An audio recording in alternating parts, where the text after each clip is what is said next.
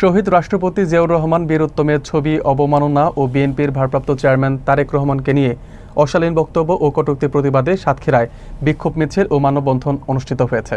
বিস্তারিত থাকছে মোকাররম বিল্লাহ ইমনের প্রতিবেদনে। শনিবার বিকেলে সাতক্ষীরা জেলা জাসাসের আয়োজনে শহরের খুলনা রোড মোড়ে এই মানববন্ধন অনুষ্ঠিত হয়। মানববন্ধন শেষে একটি বিক্ষোভ মিছিল বের হয়ে শহরের প্রধান সড়ক প্রদক্ষিণ করে নিউ মার্কেটে মোড়ে গিয়ে শেষ হয়।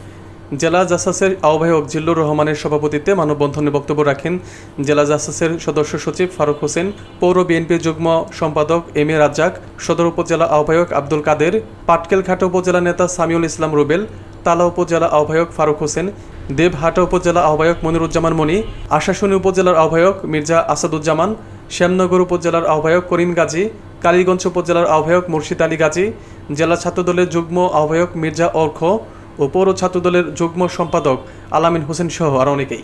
বক্তারা বলেন, জাতির শ্রেষ্ঠ সন্তান শহীদ প্রেসিডেন্ট জিয়াউর রহমান ও তারেক রহমানকে নিয়ে কটূক্তি দেশের জনগণের চেতনার উপর আঘাত। এর দাঁত ভাঙা জবাব রাজপথে দেওয়া হবে।